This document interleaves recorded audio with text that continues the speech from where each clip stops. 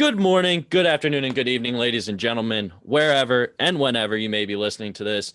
I am Matthew McLaughlin, your host as always, here with a very, very special guest. This man was a three-sport athlete in high school, racked over 7,000 all-purpose yards, which was a high school record from Hawkins School in Marion, Ohio. He was a former Ohio Player of the Year his senior year of high school. 1992 Fiesta Bowl MVP with Penn State, a consensus All-American that same year. Number 4 in Dolphins history in career receptions. Number 25 overall pick in the 1993 draft. One of Dan Marino's favorite receivers, co-host of the Fish Tank podcast, the one and only OJ McDuffie. OJ, thank you for coming on the show, man. Really appreciate it. Wow, bro, that was one hell of an intro, man. I appreciate that, man.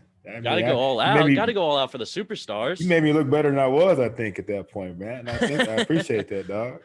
So first thing I always ask people, especially times like these, how are you doing? How are you and your family with COVID? Yeah, we're doing pretty well, man. We've been extremely safe down here in Florida. Florida's a hot spot at one point, and we were able to elude all that activity for the most part. A lot of friends that we knew, though, got sick, and a couple of people got really sick. But we are a blessed family, and we know a lot of friends and other family members that have had it bad. But for us personally in our house, it's been pretty good for us. And that's always great. Always appreciating the small things in life. Yeah. So let's just jump right into it. And obviously, I got to ask some of the generic media questions. You grew up in Marion, Ohio. Were you always a kid that loved sports, or did that kind of like, did you get attached to sports later in life? No. From day one, I grew up with, a family of 13. My mom was one of 13. So my uncles and, my cousins, we competed nonstop from the day when I was in diapers. So that was always into me to play sports. All my uncles played sports. I'm the only child, but all my uncles played sports, and it was just in our DNA to play, from the moment we woke up to the moment we went to bed. It was always some competition going on.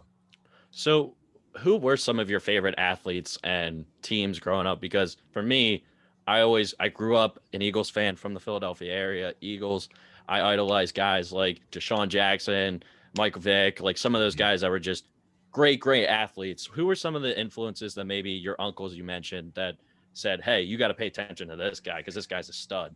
Yeah, well, growing up, I think a lot of people became Cowboy fans when they had, the Cowboys were on TV all the time. So I always loved Tony Dorsett, Drew Pearson, Tony Hill, all those guys in the Cowboys, all the way back to Roger Staubach and Danny White and those guys, man. And then I moved to Cleveland, and that's where I went to high school. Then I became a huge Browns fan.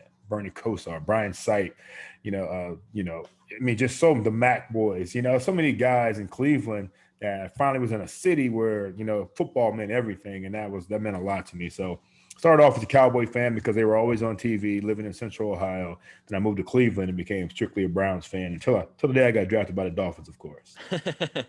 Well, which is strange now to say, hey, Cleveland had so much talent back in the day. And then now Cleveland's making this not miraculous, but an incredible playoff run highlighted by that dominant win over the Steelers. Is the inner Browns fan in you saying, finally, we're finally getting some momentum going and hopefully getting out of the dark ages? Of course, man. I cheer so hard for that city no matter what. I've lived down here in Miami. The Marlins have played the Indians in World Series, and I had to quietly root for the Indians, because it's my hometown. Having LeBron down here, when he was playing for the Cavs, I watched two teams. I watched the Heat and the Cavs. And then he came to us, so I had the Heat and still had the Cavs, even though LeBron was here, and then back to, the Heat and the Cavs. So I'm just such a huge fan of the city, and the sports and the fans and how they love their sports, man, that once I got to Cleveland, it was like, it was a no-brainer, man. It was all in with that city in every single sport. And obviously, I love Cleveland. I'm rooting hard for them. I hope they do well and hopefully upset the Bills, but we'll see how that goes. Tall task. So it's a tall task. It's a very tall task. I think Cleveland's headed to KC though, right? Oh yeah, KC. Yeah. That's right. Correct. My mistake. And I just recorded an analysis of those games earlier today. My mistake. So obviously, let's get into your background a little bit. You grew up in Cleveland, Ohio, as you said. You moved there from a young age. Was Ohio State a team that you were polling for because you eventually went to Penn State? You're wearing the Penn State hat for all of our listeners.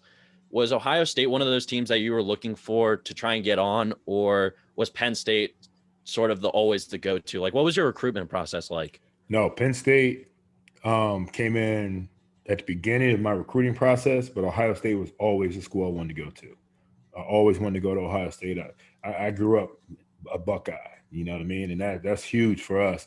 I used to watch their games on Saturday and then watch them again on Sunday morning, every single football game, you know? So, Ohio State was so deep in our home and in our DNA. And I was 1,000% going to Ohio State until my senior year. They fired Earl Bruce, you know, the head coach there, and they brought in John Cooper. And at that point, I didn't feel the same comfort level going to Ohio State. And, you know, it could have worked out, but we had a meeting with John Cooper and it didn't go very well with him and my mom, myself and my mom. And that is the reason I did not go to Ohio State. And then it came down to Joe Paterno and Lou Holtz. My mom wanted me to go to Notre Dame and Lou Holtz. I wanted to go to Penn State and Penn State and Joe Paterno. And so we see how that worked out. Even though she's usually right. She was usually right. This time she let me make my own decision. So it worked out well. So what did Lou Holtz come to your house? Like, were there any memorable interactions with him? Yeah, Lou Holtz didn't come to my house. He came to my school. Joe Paterno came to my school. Gary Moeller, who was recruiting from Michigan, you know, all came to my school. Ron Dickerson and, you know, came to my house, you know, from Penn State. I mean, it was interesting how we had to narrow it all down to the people that we wanted to talk to, who we wanted to let in the house. My high school coach, Cliff Walton at Hawkins School, was so instrumental in, you know, filtering everything that was coming through. We originally had somewhere like 80-something scholarship offers, you know, and then we had to narrow it down to 20 and then down to 10 and then our final 5. And so he did most of that legwork for me. And it made it a lot easier for me to concentrate on school and sports. You know, like you mentioned earlier, I was in a lot of sports. I actually played baseball and ran track at the same time. So from football to basketball to baseball and track at the same time, you know, I was a busy man in high school trying to figure out a way to get into college rent-free. Totally understandable. But as someone who I rode in high school, which is about, when it comes to clout, probably as low of a sport as possible. We're just a bunch of kids rowing in spandex on a river. Makes no sense at all. Makes no sense. I admit that. I watch it in the Olympics, Matt. I do watch it in the Olympics. So it is, I mean, when all else fails and there's no other sports on, I will catch some rowing on in the Olympics, you know. So absolutely incredible. It's an incredible sport, and those are incredible athletes. But as a football player, I'm always interested, well, at least in your recruitment specifically, what were some of the critical factors that led to your decision to Penn State over some of the other schools that you mentioned?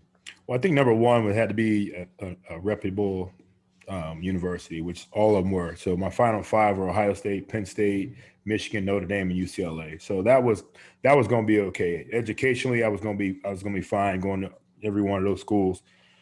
And you know, being close to home was one of the other ones that I wanted to look at. You know, I went to UCLA because it's my first time ever on a plane. I'd never been to California, so I took that visit, and it was okay, but I was tired the whole time. Jet lag, didn't allow to be there for 48 hours, so that didn't work out so well for me either. So, but being close to home was important. My mom being able to drive to any home game, you know, that we had, and that was, you know, so Ohio State obviously would have been ideal. It's an hour or 2 hours from home, but Penn State, Notre Dame, and Michigan were all within driving range too. So that's why those are my final ones. And, you know, then they even finished the highway from Cleveland to Penn State. So that made it even easier for my mom to get there. So that was important for me. Definitely a huge factor. I totally understand that as someone who is a student at Penn State now. It was definitely like, at first growing up, I wanted to go out west. I was done with Philly weather. I was done with the cold. Screw this. I want to go to USC, UCLA. Then what ends up happening, I go to Penn State, and it's actually very, very great. I'm enjoying it so far. But obviously, when you're going into the football program, especially under Joe Paterno's watch, I'm sure that was a very, very different experience. What was the tone set? Like, did he just set it from day one that like you're going to have to earn your spot, or was it what was that process like going into that huge program? Yeah, and that's it. Let me backtrack a little bit. I missed part of what your first question was. My reason for going to Penn State, and one of the main reasons was Joe gave me the opportunity to play baseball as well. A couple of the Okay. other universities said I could just play football, and another one is he wanted me to play wide receiver, which is something I wanted to do. I played running back all my life until that point. So Joe never promised anything. And what he did promise was I was going to get a degree. We're going to play possibly for a national championship, and I could play baseball. Those are the things he said he promised me, and all those three things he fulfilled. Any university or coach that promise you the world, you should steer steer clear of those guys. You know what I mean? And that's one thing that I loved about Joe is he didn't overpromise, and he definitely over delivered. Definitely, for sure. So, what was that memorable run like? Because Penn State, besides this last season, which was atrocious, but outside of that, Joe Paterno's tenure as head coach was pure greatness. One of the best resumes that you could ask for outside of like a Nick Saban type coach. Incredible. What was that? What were those 4 years like of routinely contending? You're in the top 25 almost like every season. What was that process? What was that? What were those practices like? And how did you have any memorable like game day moments that you could share? Well, I know Joe, man. I tell you, it was the best situation for me, man. Not only from a football standpoint, I've got my degree. As I'm in my office, I can look up and see it on the wall. Um, but also, the people that I met there. That's one of the reasons I didn't go to Notre Dame. The guys that were hosting me, I didn't see me wanting to hang out with them on a daily basis. When I went to Penn State, the guys that were my hosts were dudes that I'm like, you know what, this is where I need to be, because when I'm not playing football, I'm not in class. Who am I going to be hanging out with? These are the kind of Mm, guys that I want to hang out with, and that was a huge factor for me. And to this day, some of those guys are my best friends. And even moving forward from there, I had a couple hosts. I hosted a couple guys myself after that were big time guys. Bobby Ingram, and you might have heard of Kajana Carter. oh yeah. He's a guy that is the godfather to my kids. You know what I mean? So that's how close the relationship, goes from, going to Penn State and the guys that I met there, and the guys that I'm like best friends with at this point still. And so, it's like playing for Joe was like getting ready for life. Being at breakfast at 8 o'clock in the morning, no matter what time you're at class, because he said you can't sleep in life. You got to get up, you got to go to work. He was preparing us for life and not just for football. Study hall. If you cut class, Matt, he's gonna follow you for 2 weeks, or have somebody follow you for 2 weeks to make sure you're going to class. That was more important than anything. How you teach yourself, how you respect yourself, how you respect your family, how you respect the university. Those are important to him. And that was it was great life lessons, man. All my clocks, my wife, it drives her crazy. All my clocks in my house are 10 minutes fast, you know, because I want to make sure I'm on, 10 minutes fast. If anything less than 10 minutes, you're late for Joe Paterno. And I love that lesson as well, man. So many things that he taught us other than football, how to be a great young man and, in public, and how to respect yourself, and, going to class, and the work ethic. That's what it was all about. Yeah, I can totally see that. My parents raised me a similar way where 10 minutes before you're on time, 20 minutes before you're early, and so on Right. and so forth. So I definitely get that. But what was that first moment like where you check into a game against an Ohio State or Michigan, like a huge Big Ten rival? Is it just so surreal to see like all the fans just going nuts, either good or bad, when you're on the road or at home? Like, what was that first moment like where you're like, holy shit, I'm in a Big Ten game? Yeah, it's crazy because you say that, because I missed the Big Ten by 1 year. I just missed it. So, but I did what they did to Oh, me. They made me go to the Big Ten meeting because the rest of our university was in. Everybody except for football. We had to finish up the '92 schedule. You know what I mean? I'm pissed off about it because, growing up in the Big Ten, I was like, okay, I get it, some Michigan, some Ohio State action, but I just missed it. But at the same time, though, you know, we did play some incredible teams, incredible schedules. We played Notre Dame. We played Texas. We played USC. We played University of Miami. We played BYU. Our schedule was unbelievable, but I do miss the fact that I just yeah. missed that damn Big Ten schedule, man. And I got when I got down to Miami and I was watching Kajan and them, and my boy Bo run against Michigan, against Ohio State, man. I was jealous as hell, bro. Jealous as hell. I'm sure. Because especially like the University of Miami then, back then in those days, absolute powerhouse from Jimmy Johnson to Erickson. They just had an absolute incredible and so many players that went on to be incredible pros after that. Their whole defensive line were all first-round draft picks. A couple of linebackers were, Gino Torretta had won the Heisman. There's so much that, playing against them was what it was all about, man. And that's how you measure yourself. They were the Alabama in the 90s. Mm-hmm. You know what I mean? Them in Florida State were the Alabama of the 90s. And that was the measuring stick, and we lost twice. So it told us we weren't ready yet. Hey, you always got to start somewhere. You got to start from the ground up. So you go into the Fiesta Bowl against Tennessee. Penn State was actually down 17-7 at one point in that game. What was the attitude when you guys are down early? Like, what's the attitude? What's the team culture like? Because to me as a fan, that's always fascinating to see. How is this team going to rebound? How are they going to get their heads right going into halftime or whatever it is? What were some of the guys saying on the sideline at that point? Well, see, Tennessee was another team that was stacked going in. We knew they were a great team going in. They had probably on their offense, they had 2 first-rounders. On defense, they had like 4 first-rounders, future first-rounders. Well, there's a few coming in the next draft, and the following draft, they had a couple of guys that were going to go in the first round. And they talked so much shit, man. We were at a little barbecue, little cookout, and they were talking so much trash that we just, from that point on, we wanted to destroy them. So, yeah, they jumped out to a lead, but we knew that, we started leaning on them, start putting that wood on them, started hitting them hard. They were a finesse team. We went out there and were extremely physical, and then we started putting it on them. Me and, what I did on offense and what Reggie Givens did on defense, there was no denying. I think we scored 28 straight after that or something. I'm not even sure.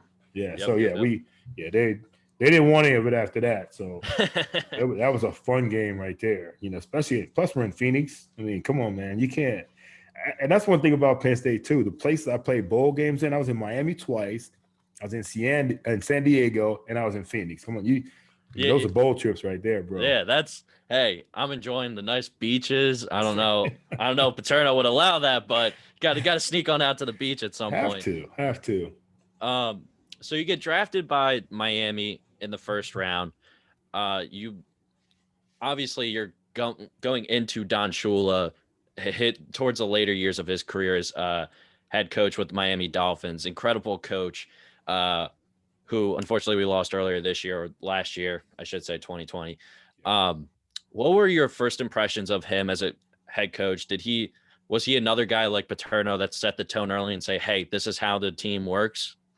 Yeah, it was different. It's a different ball game, man. It was like really strange going from, college to the pros. And I can even go back to my high school coach. People always ask me, like, you played for 2 of the greatest coaches ever, and, and Joe Paterno and Don Shula. Well, Coach Cliff Walton, my high school football coach, was right up there, when it comes to that, the greatest coaches I ever had. And my Uncle Homer, who really started me off on everything. But Cliff Walton, Joe Paterno, and and Coach Don Shula are the greatest coaches ever, man. And it was kind of an easier transition for me coming from Cliff to Joe to Don, because those guys they're cut from the same cloth. The work ethic, the personal responsibility, doing your job type of attitude, the hard work, the respect that all of them got from not only just, within the organization, but throughout the country or throughout the state or whatever it was, so it's kind of the same thing. One difference, though, was that, Coach Walton and Coach Paterno, there was 0 cussing. There were 0 4-letter words. When I got to the NFL, every other word from everybody was a 4-letter word. So it became a learning experience for me right there, man. But the same amount of respect. And I was ready. I was ready for him because of the great coaches I had before him. So obviously, you mentioned it, 0 cussing, like all that good stuff. What was it like going into a situation where Dan Marino's your starting quarterback and he's one of the greatest quarterbacks of all time? What was that? How did that connection form? Because for my generation, a guy like Aaron Rodgers, Tom Brady, they're hard on new receivers. They want to win now, so they expect receivers to pick things up early. Well, how did that connection form? Because you guys formed a really close bond and obviously had great chemistry with each other. Yeah, I'll tell you what, it wasn't easy at first because, he's a Pitt guy.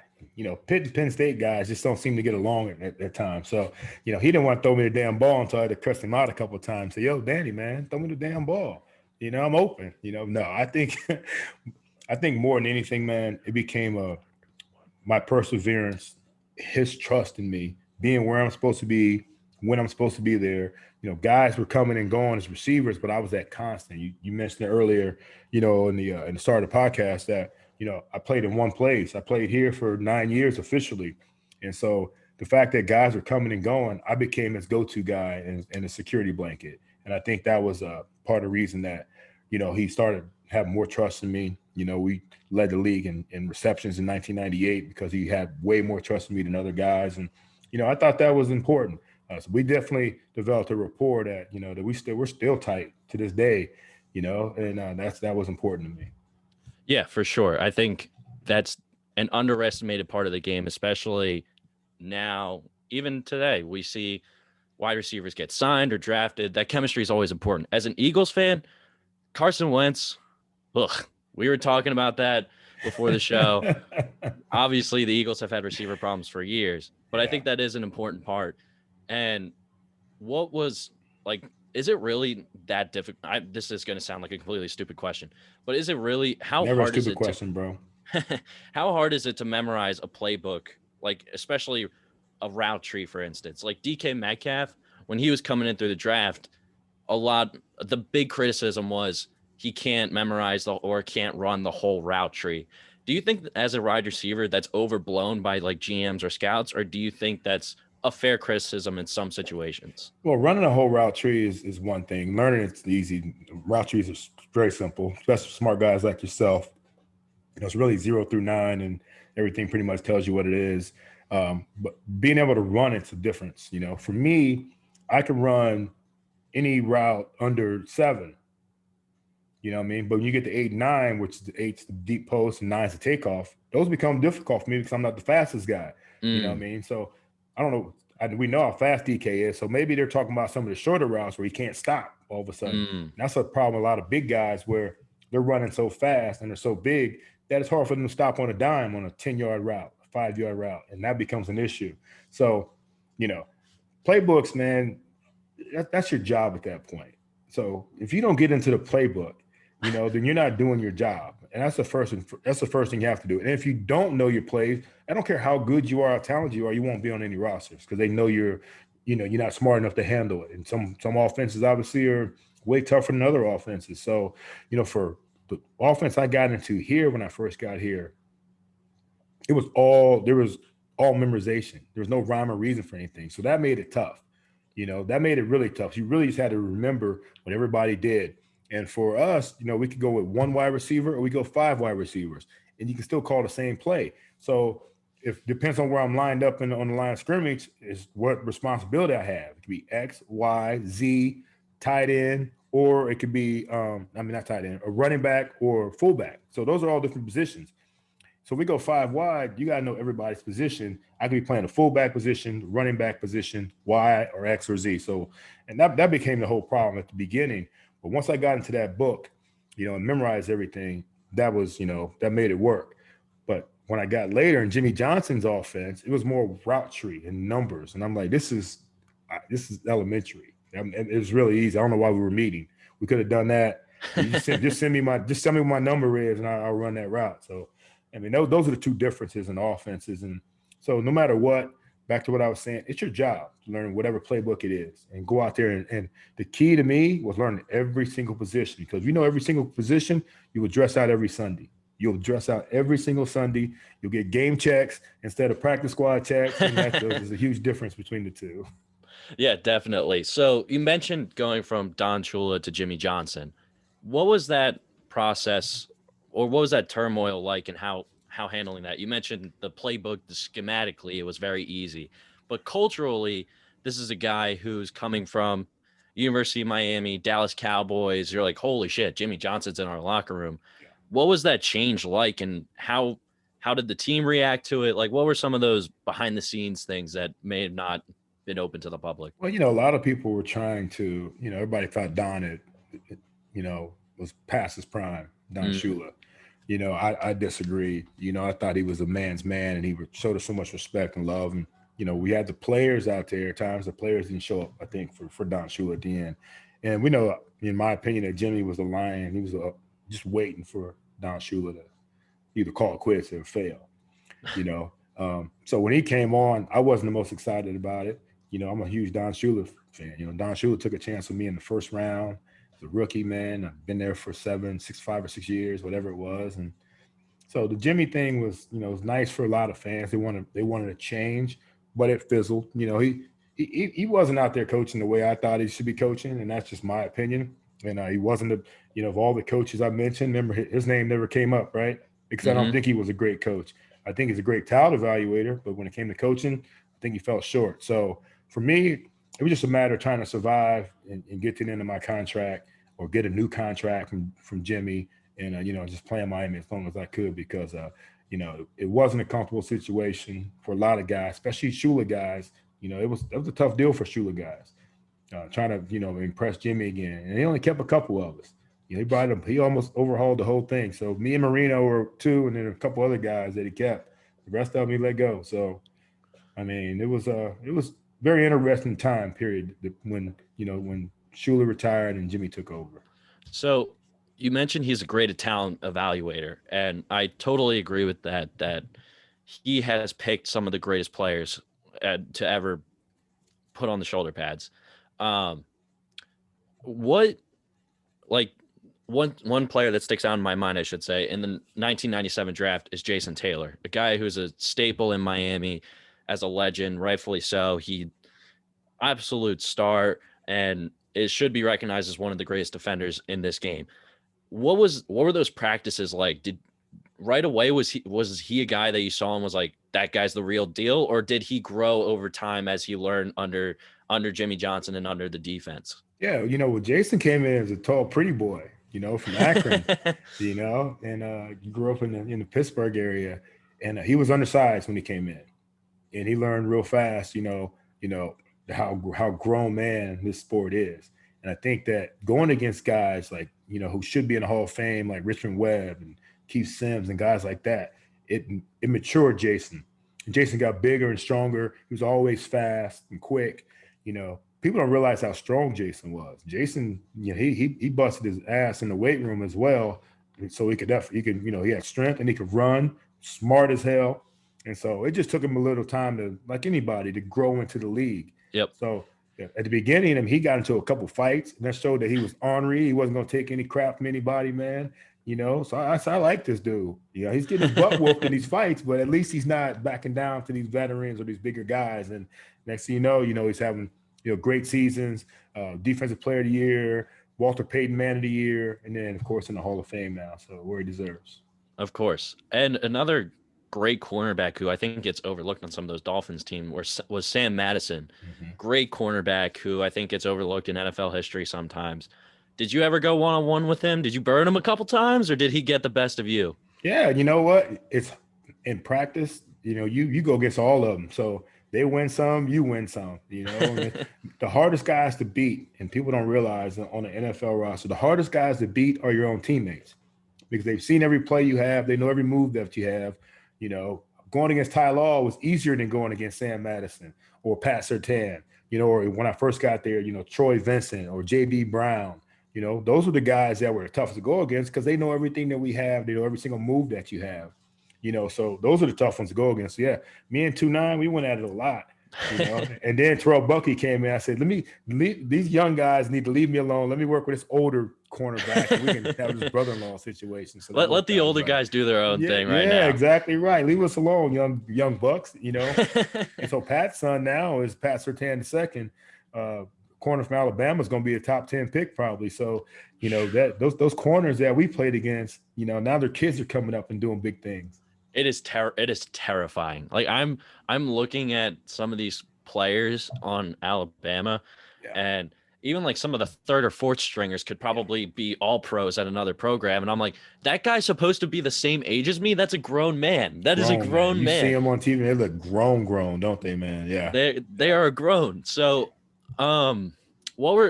you mentioned Ty Law, Troy Vincent, some of the other cornerbacks. What was like your favorite matchup going into a week where you're like, oh, I can't wait to study his film. I can't wait to get him on a couple of routes. Did you have any of those rivalries? felt that way every week, and there were different things that I could do against different guys, I didn't have any, I treat every DB like a different DB, no matter, and the name didn't matter to me. All I cared about was technique, speed, strength, weaknesses, what our game plan was. Because different guys, I went against Deion Sanders. I knew I wasn't going to go by him, so I had to figure out other ways to try to get open. I never did get open against him, but that's another story. Or at least Danny didn't even throw it my way because he said, nah, you know what? I'm not even going to try Deion this game, But other guys, though, they're either not as fast or they're not as strong. So you try to, bull rush or whatever. So every single week, it was more game planning against, the opponent and my opponent's weaknesses. Whether I'm inside in the slot, outside at X, outside at Z, wherever it was, I just had to figure out, my best way to have success against them. Yeah, I totally understand that. That makes a lot of sense.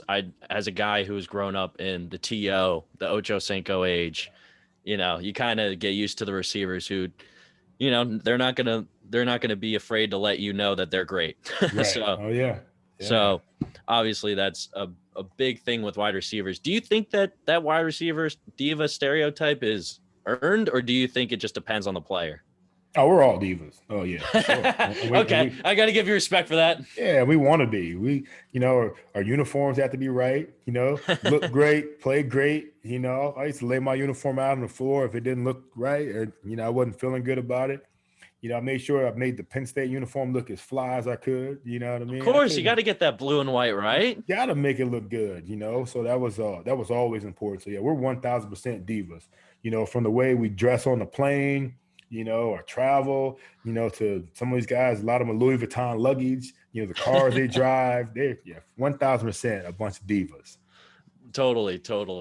I love how the pregame tunnel has turned into like a spectacle now, and now we're incorporating that into like the runway, and I'm like, okay, I get it. You have a much larger bank account balance than I do. That's I can't fault you there. But let's get into some of like the big storylines in the NFL today. Obviously, we talked about the Browns a little bit. Pittsburgh did not help their case, where Juju Smith-Schuster said the Browns are still the Browns, nameless gray faces. Chase Claypool said recently on TikTok, of course, that the Browns will get smoked by the Chiefs. Mm-hmm. Do you think there's something to just, as a teammate, pulling the guy aside and say, hey, shut up, you're not helping our case? Do you think that's a culture problem, or do you think that's just a receiver who may have not fully matured into the league? You know what, man? There's so much trash talk going on nowadays, man. And bottom line is this: when somebody writes a check, the rest of the team has to be able to cash it for him. So, you better hope his teammates, or whenever somebody says stuff like that, teammates better have their back. It used to be called bulletin board material, as we talk about. But because literally they cut the articles out and put them up on a bulletin board back then. Now it's instantaneous, with social media. Somebody says something, it's there in less than a second, now there's no time to retract it, or take it back, That's the new iPhone wallpaper. They're looking at that every single day. Yeah. I love it. I love it, man. I was saying the other day how nice some of these guys are to each other. People are upset about the whole, Ravens dancing on the Titans logo, and it happened from the Titans a couple weeks before that. Man, I'm cool with that, man. It's time that you need to have some enemies. You need to hate your teammate. Your opponents, man. And that way you'll go out there and play your hardest against them. When you're over there picking people up and not hitting people because it's your buddy, that's not football. So I love the fact that guys are talking trash, but they better make sure they back it up. And I love that people say it's fuel on the other team. I need fuel. I need to see some fire out there. Football's a fiery game. It's an emotional game. And whatever you need to get going, use it to get going. Of course. And as an Eagles fan, watching a guy like Brian Dawkins, he was an emotional leader. He got that team fired up. Did you ever have any of those bulletin board moments where Shula or another coach came in and said, hey, guys, this is what they're saying about us. Let's go prove them wrong? We were actually in a good position where, most of the time we were favored teams to win. Having Danny and having Shula, and we had advantage over most opportunities, man. But there were some times where, some teams were talking, but it wasn't the loud chatter you hear nowadays. It wasn't about somebody's ability. It's all more about, we should win this game. We're at home. Just I guess the company line they would always say. But nobody really came at me personally. They say some things in games, a little personal, and that's when it became a dirty game. But before that, I didn't have much bulletin board material. I'd imagine Dion was giving out most of the garbage to you. Dion, man, he didn't have to say anything to me, man. It's like a rapper, when a rapper responds to another rapper, you're giving him too much credit, and you're giving him some publicity. Dion didn't have to do it. He didn't need to say anything to me. He knew he was superior at that point. So a little sidetrack here. Were you a big rap fan growing up? Because I am now, obviously. I'm more of R&B, hip hop, a little bit. There's some artists growing up that I enjoyed. I'm not into it nowadays. Some of these guys, I still like the old guys. Jay-Z or Nas or Mace or guys like that. Those are still my go-to guys for the most part. If Tupac or Biggie was alive, those be huge. But some of the new guys, I just don't get them. Yeah, I understand that. But who do you think won that rivalry that was going on with Jay-Z and Nas? Like, who do you think? Did you have a winner in that? Were you just like, wow, I'm just gonna step out of this? Yeah, I can't, man. I got to leave that one alone, man, because both are two of my favorites. Yeah, definitely. All right, let's get back to the NFL. So Antonio Brown, he has finally gotten his career back on track. Now he's in Tampa Bay. Him and Tom Brady are clicking on offense. Had a touchdown over Washington. But going like a year to 2 years ago, when he was having that whole exit with Pittsburgh and Oakland, when the Raiders were in Oakland at that point, is that a normal occurrence that just doesn't get brought up in the NFL, where an athlete may get too caught up in like the media and everything like that? Does that happen a lot more than we really know? Way more. Yeah. Way more than we know nowadays, especially because I'm 1 second. Yeah, no problem. Yeah. What time we got to go down, baby?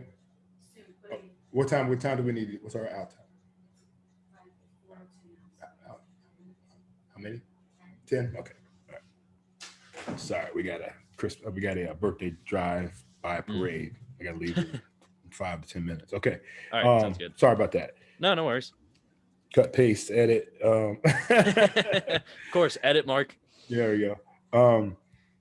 So we're talking about, I think now, man, social media right now, these guys are building a brand now, and they're marketing themselves, and it's entertaining for the most part. Some guys do go overboard with it, but these guys it's incredible seeing some of the material that comes out, and how it seem like most of them have like a film crew rolling with them nowadays, man. But everything's a soundbite, and everybody's about their followers, and even my sons. I have 18 and 12-year-old boys, they're all about their followers. And I couldn't imagine me trying to play football in this day and age with so much stuff that you have to worry about. These guys are more worried about some of that stuff than they are about going out there and winning games, in my opinion. So are your sons playing football, or are you kind of just waiting to see if they want to get into it? No, well, if you're 18 down here, 12, even 12 down here, and you're not playing football by now, it's too late, because football is so king down here. And my boys play baseball. Oh, okay. Play baseball, yeah. One goes to University of Tampa and plays baseball there. And my youngest plays for the travel team here in my city. That's awesome. So just to wrap up, I like a little lightning round segment called Off the Dome. I do 30 seconds on my stopwatch on my phone just to get through 5 quick questions. Okay. Sounds good? Yep, sounds good. All right, 3, 2, 1. Are aliens real, yes or no? Yes. Jordan or Kobe, who are you picking? Jordan. Favorite route to run? Stop route. Randy Moss or Terrell Owens? Randy Moss. Cash money, homie. Favorite TV show right now? Oh, The Bachelor. Hey, more guys watch that than we're willing to admit. I can't fault that. That's impressive. Oh, man. All right. Well, thank you so much, OJ, from everyone here at the podcast, which is only myself pretty much. You got it, man. Thank you very much. Let me just stop recording right here.